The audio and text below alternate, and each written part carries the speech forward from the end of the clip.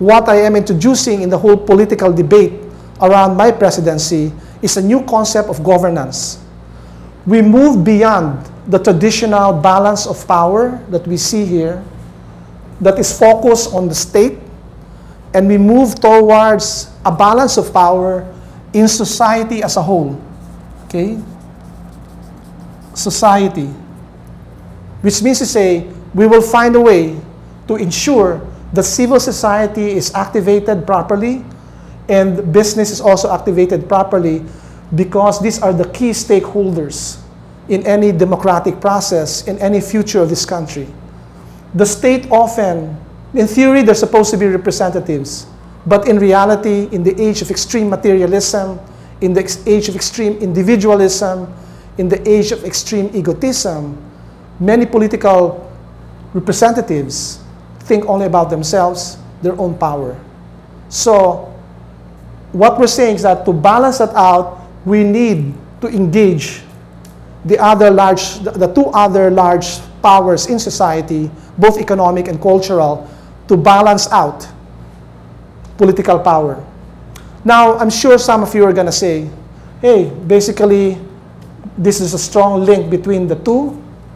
And that's true, because in the Philippine context, many of the politicians are the economic elites that run this country. So that even therefore emphasizes the need to strengthen global civil society in a national scale and on a global scale. Because really civil society as a cultural power is becoming the only true, authentic, free space for free thinking, for free thought, for free speech, for free initiatives, creativity, and so on.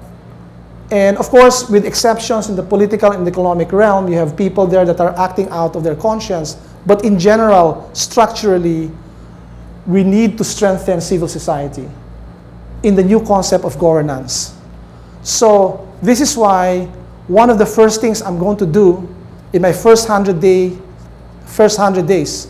if people elect me as president of the Philippines, I am going to institutionalize this new concept of good governance by creating an office for civil society, a presidential assistant for civil society, cabinet rank member, to oversee the process of stimulating civil society, stimulating civil society, encouraging it to practice its own form of self-organization so that it can be a countervailing force of government and of abuses in the economic sector.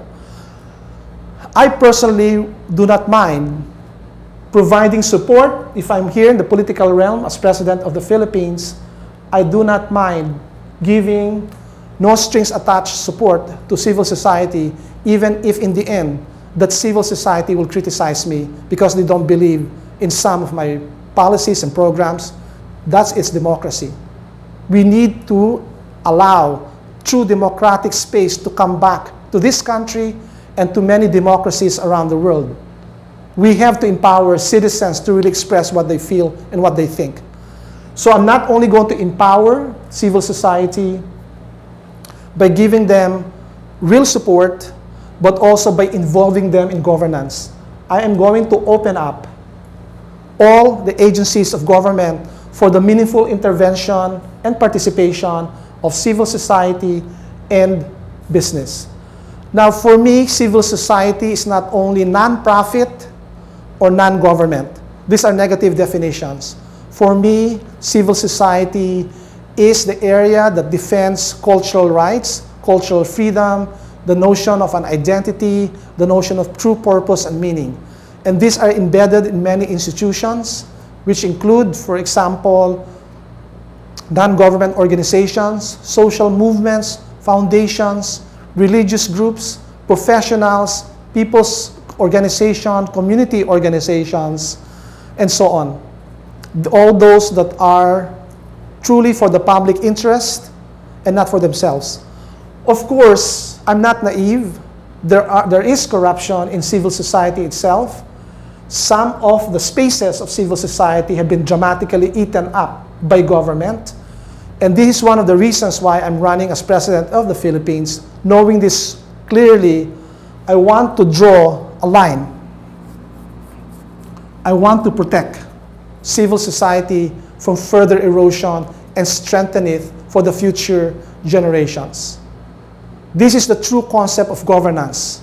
This is the way that citizens can be meaningfully involved in their future, because gone are the days when we can just sit back, relax, and think that our political representatives are doing good for us, when in fact this is an illusion that's continuing to get eroded by the increasing materialism and egotism of world culture.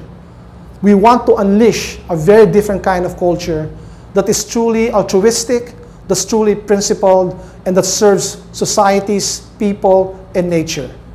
This is going to be very important if we are going to solve many of the existing world problems. There's a massive failure in democracy and in governance. Only by strengthening civil society can we truly go back to the road of authentic government, new politics. Because new politics can only rest on the foundation of a truly civil society that is established on the basis of a cultural revolution, where our highest aspirations as a human being find proper expression in the world, in a very differently ordered society that truly appreciates human creativity, human morality, human principles in the guidance of states and the future of nations.